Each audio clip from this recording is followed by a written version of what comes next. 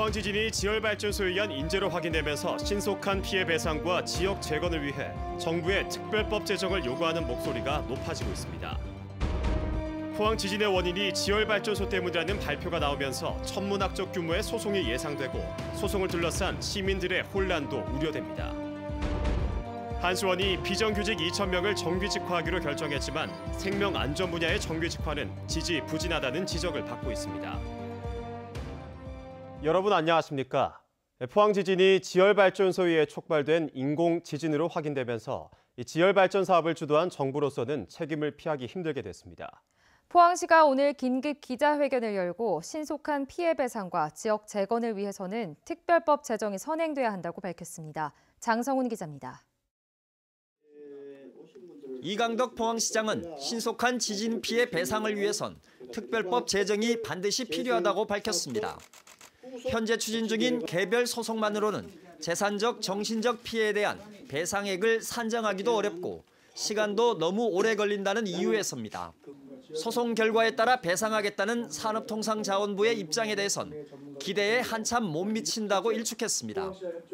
특별법을 만들어서 거기에 따라서 해야 법적인 타당성도 갖추고 또 이 광범위한 그러한 피해에 대해서 신속하게 지원할 수 있다. 이 시장은 포항은 지진으로 인해 그동안 인구 감소와 투자 심리 위축 등 막대한 피해를 입었다며 범정부 차원의 대책기구를 구성하라고 요구했습니다. 특히 최대 피해 지역 흥해에 추진 중인 특별 도시재생 사업의 경우 범정부 차원의 패키지 지원 사업을 더해 지역을 재건하는 수준의 지원을 요청했습니다. 또 지열발전소의 완전 폐쇄와 안전한 원상 복구, 지진 계측기 설치를 통한 실시간 지진 정보 공개는 물론이고 장기면 등의 추진 중인 이산화탄소 저장 시설도 폐기하라고 요구했습니다.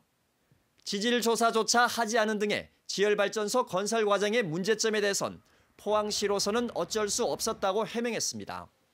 국책사업으로 진행하는 거기 때문에 그렇게 해서 그거를 전국적으로 몇 개를 놓고 공모해서 이게 가장 좋겠다 해서 선정한 거기 때문에 당신은 당연히 정부를 믿고 과학자를 믿었기 때문에 알 수가 없는 겁니다. 아직도 대피소와 임시주택을 떠나지 못한 이재민들의 주거 문제도 서둘러 해결하겠다고 밝혔습니다. 전세 임대료 인하 연장이라든지 이런 것들도 적극적으로 검토가 될 수 있도록 정부와 적극적으로 협의하겠습니다. 한편 이번 사태와 관련해 포항 시민 모두가 특별법 제정을 포함한 정부의 책임 있는 대책을 촉구하고 나선 것과 달리 포항을 대표하는 김정재, 박명재 두 지역구 의원은 제때 공식 입장조차 내놓지 않고 있어 비난을 사고 있습니다. MBC 뉴스 장성훈입니다. 포항 지진의 원인이 밝혀지면서 포항 시민들은 분주한 하루를 보냈습니다.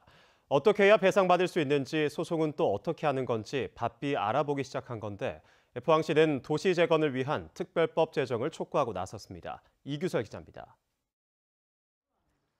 긴가민가했던 지진 원인이 지열발전소로 확인되면서 포항 시민들은 그동안 억눌렀던 울분을 쏟아냈습니다. 우리는 이거 방치되는 사람들이에요. 버리는 사람들 국민이라. 그러니까 너무 억울하고. 정부 상대 소송에 참여하겠다는 시민도 크게 늘었습니다. 소송 단체 등에는 참여 방법과 절차를 묻는 질문이 종일 이어졌습니다. 정부에서 그 의견을 내놓은 것은 소송의 결과를 지켜보겠다 그래요. 여러분들께서 형태의 소송을 통해서 배상을 받는 것은 불가피한 시점에 왔다. 시민들은 지진 이후 30%씩 폭락한 집값은 보상받을 수 있는지, 정신적 충격이나 피해는 어떻게 해결할지 답을 찾기 위해 동분서주했습니다. 우리가 소송을 앞으로 진행을 해야 될 때 집값 떨어진 걸 어떻게 증명을 해야 될 것인지 그런 거에 대한 문의 전화가 굉장히 많이 오고 실제로 찾아오시는 분도 많고 그렇습니다. 포항 인구는 51만 명, 이론적으로는 이들 모두가 원고가 될 수 있어 소송 규모는 천문학적으로 커질 수 있습니다. 결국 배상의 책임과 범위, 배상 금액 등을 둘러싼 유례없는 소송이 벌어지는 상황이 불가피하게 전개될 것으로 보입니다. 포항시는 오늘 긴급 기자회견을 열고 특별법 제정을 촉구했습니다. 지진으로 인구와 관광객이 줄고 투자 심리가 위축되는 등 막대한 피해를 입은 만큼 조속한 재건 방법이 필요하다는 겁니다. 이게 언제 3년이 걸릴지 4년이 걸릴지 이거 숨 넘어가거든요. 그래서 다른 보상이 되기 위해서는 특별법 제정이 반드시 필요하다. 지진 발생 1년 5개월째 궁금해하던 지진의 원인은 밝혀졌지만 어디서부터 어떻게 복구하고 배상받아야 할지 포항시와 시민들은 또 다른 난제를 안게 됐습니다. MBC 뉴스 이규설입니다. 제22회 영덕 대게축제가 오늘 영덕군 강구항 해파랑공원에서 개막돼 오는 24일까지 나흘간 펼쳐집니다. 문화체육관광부의 가고 싶은 축제 1위인 영덕 대게축제에서는 대게 깜짝 경매와 대게 낚시 등 다채로운 체험 행사가 펼쳐지고 축하 공연으로 MBC 가요베스트가 열립니다. 코레일 대구본부는 이번 축제 기간 김천과 구미, 동대구역에서 축제장을 오가는 기차 관광 상품도 운영합니다. 경주시와 한전 KPS는 오늘 경주시 외동읍 문산 2산업단지 내에 완공된 원자력 정비기술센터 개소식을 가졌습니다. 한전 KPS 원자력 정비기술센터는 지상 6층 규모로 300여 명이 근무하며 원전 설비의 검사와 진단, 기술자 교육 등을 맡게 됩니다. 경주시는 2016년 한수원 본사 이전과 관련해 지금까지 88개 연관기업 1,300여 명이 경주로 이전했다고 밝혔습니다. 한수원이 최근 경비와 시설관리 등 비정규직 2,000명을 정규직으로 전환하기로 했습니다. 하지만 위험의 외주화로 지적됐던 생명안전 분야의 정규직화는 지지부진해 여전히 갈 길이 멀다는 평가입니다. 장미쁨 기자입니다. 지난주 한수원은 경비와 청소, 시설관리 비정규직 2,000명을 자회사 정규직으로 전환하기로 했다고 밝혔습니다. 원전의 보안을 담당하는 경비 직원과 한수원 스포츠센터, 홍보관 등을 관리하는 직원들로 논의를 시작한 지 1년 반 만에 정규직으로 전환됐습니다. 직무적성 검사 응시 등 여러 논란 끝에 가까스로 전환에 성공했지만 처우 문제는 아직 정해지지 않았습니다. 용역업체가 가져갔던 이윤 관리비가 한 19% 정도 됩니다. 이것을 어떻게 처우 개선비에 쓸지 향후 한수원과 노사협의회에 대해서 결정하는 과제로 남아 있습니다. 반면 위험의 외주화로 지적받아온 생명안전 분야는 정규직 전환이 불확실한 상황입니다. 원전 수처리와 계측 제어, 방사선 관리 등 원전 핵심 업무에 종사하고 있는 비정규직들은 높은 산업재해 위험성에 노출돼 있지만 정규직 논의는 시작도 못했습니다. 직접 고용 대상이다 이런 부분에 대해서 한수원에서 입장 표명을 한 적은 단 한 번도 없고 그런 회의를 주관한 적도 전혀 없는 상태라서 저희가 좀 많이 깝깝한 그런 상태입니다. 정부가 생명안전 분야 직종 범위에 대해 분명한 입장을 보이지 않자 공기업들도 생명안전 분야 정규직 전환에 소극적이라는 지적이 나옵니다. 원자력 발전소는 이 방사능 피폭에 상시적으로 노출되어 있거든요. 이런 분야는 직종에 상관없이 다 생명안전 분야에 포함시키는 게 맞다고 봅니다. 이런 것들 정부가 규정을 해줘야 공공기관이나 공기업에서 직접 고용의 여지가. 한수원은 생명안전 분야에 해당되는 소방 분야 111명을 정규직으로 전환하기로 했고 이 분야 다른 직종도 노사 및 전문가 협의회를 통해 정규직 전환 여부를 결정할 예정이라고 밝혔습니다. 정부의 정규직 전환이 빛 좋은 개살구가 되지 않으려면 생명안전 분야에서 일하는 비정규직에 대한 적극적인 정책 추진이 필요해 보입니다. MBC 뉴스 장미쁨입니다. 한국원자력환경공단은 오늘 본사에서 임직원 등 200여 명이 참석한 가운데 창립 10주년 기념식을 가졌습니다. 공단은 10주년을 기념해 방사능의 안전을 확보할 수 있는 전문기술 확보와 사회적 책임을 구현하는 새로운 핵심 가치도 제시했습니다. 지난 2009년 출범한 한국원자력환경공단은 2015년 8월부터 처분시설 운영을 시작했고 지난달 기준 중저준위 방패물 2만 3,300여 드럼을 인수해 17,000여 드럼을 최종 처분했습니다.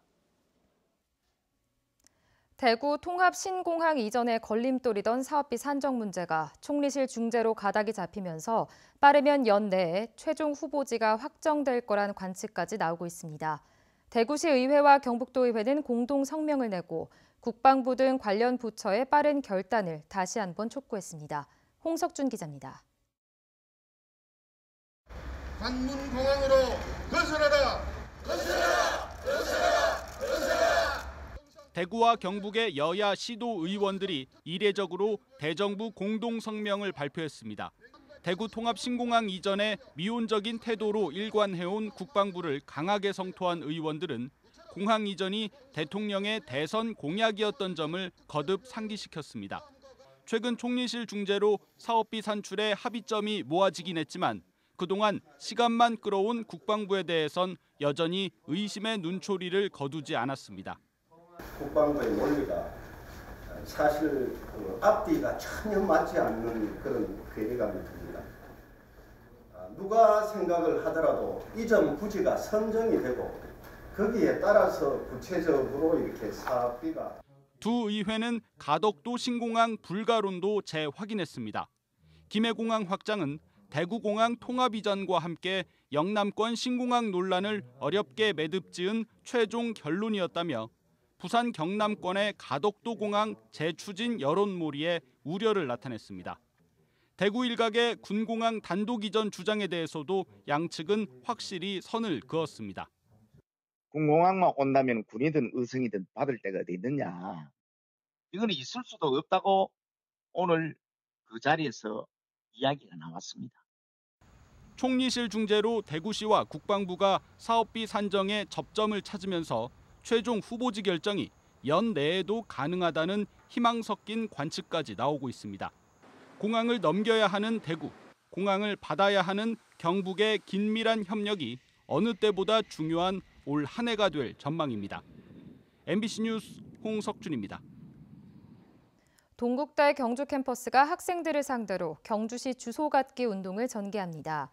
동국대 경주 캠퍼스는 사적지 무료 입장과 쓰레기 종량제 봉투 지급, 상수도 사용료 감면 등의 혜택을 홍보하며 경주시로의 전입 신고를 독려하고 있습니다. 지난해 4월 기준 동국대 경주 캠퍼스의 재학생 가운데 경주시에 주소를 준 학생은 14% 선으로 파악됐습니다. 경북 사회적 기업 종합상사협동조합과 포항경주 고용복지센터는 협약을 맺고 구직자의 취업 경쟁력 향상을 위한 사업 지원 협약을 맺었습니다. 사회적 기업 협동조합은 경주 지역 취업준비생 25명을 취업시켰으며 차상위 계층과 한부모 가정 자녀 등의 취업 경쟁력을 높일 수 있도록 교육비와 교통비 등을 지원하게 됩니다. 포항해양경찰서는 암컷 떼개 30만 마리를 불법으로 포획 유통한 혐의로 포획 총책 41살 A씨를 구속했다고 밝혔습니다.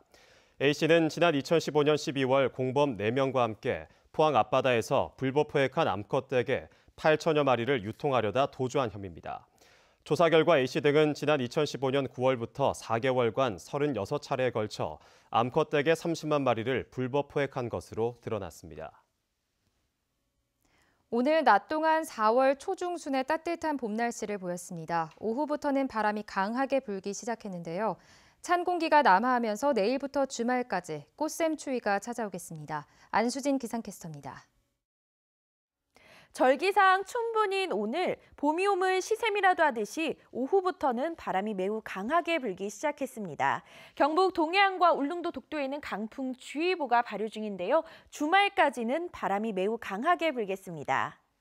오후부터는 북서쪽에서 찬 공기가 남하하면서 내일 아침 기온 오늘보다 10도가량 낮게 출발하겠습니다. 출근길에는 도톰한 옷 챙겨 입고 나오셔야겠습니다. 낮 동안 하늘 표정은 맑겠지만 기온은 12도 안팎에 머무르면서 쌀쌀하겠습니다. 울릉도와 독도에는 오후 한때 5mm 미만의 약한 비가 내리겠습니다. 자세한 내일 날씨 알아보겠습니다. 내일 대체로 맑겠고 미세먼지에 대한 걱정도 없겠습니다. 아침 기온 2도에서 5도, 낮 기온은 10도에서 13도입니다. 울릉도와 독도는 오후부터 구름의 양이 많아지겠고 한때 비가 내리겠습니다. 아침 기온 울릉도 4도, 독도 6도, 낮 기온은 울릉도와 독도 7도입니다. 동해 전해상으로는 풍랑주의보가 발효된 가운데 동해 먼바다로는 오후에 한때 비가 내리겠습니다. 바다의 물결 동해 중부 해상에서 최고 5m, 동해 남부 해상에서 최고 4m까지 높게 일겠습니다. 주말까지는 꽃샘추위가 이어지겠고요. 다음 주에는 대체로 맑은 날이 많은 가운데 따뜻한 봄 날씨를 보이겠습니다. 날씨였습니다. 경상북도 블록체인 센터가 포항 테크노파크의 문을 열고 본격적인 운영에 들어갔습니다. 경북 블록체인 센터는 블록체인 기반 비즈니스 모델 발굴과 인력 양성 등 관련 생태계 조성을 중점 과제로 추진하게 됩니다. 경주시는 천북면 신당리에 차량 등록 사업소를 새로 짓고 다음 달 1일부터 본격적인 업무에 들어갑니다. 새로 지은 차량 등록 사업소는 2층 규모로 차량이나 건설기계 등록과 차량 취득세 부과, 채권 등을 처리하는 민원실과 농협 창구가 설치됐고 부속 건물에는 번호판 제작소가 입주해 원스톱 서비스를 제공하게 됩니다. 경상북도가 봄철 미세먼지를 줄이기 위해 배출가스 허용 기준을 초과하는 차량을 단속합니다. 중점 단속 대상은 미세먼지 배출량이 많은 화물차와 도심 안에서 이동이 잦은 버스, 학원차 등 경유차입니다. 배출 허용 기준을 초과한 차량은 15일 안에 차량을 점검해야 하고 미이행 시에는 운행 정지와 벌금형 등을 받게 됩니다. 경북지방경찰청은 전국을 돌며 무면허 운전자를 상대로 고의로 사고를 낸 뒤 억대 금품을 뜯은 혐의로 57살 A씨 등 3명을 검거했습니다. 경찰에 따르면 이들은 운전면허가 취소된 교통안전교육 수강자와 면허시험 재응시자를 미행해 사고를 내고 30명에게 2억 7천여만 원을 뜯어냈습니다.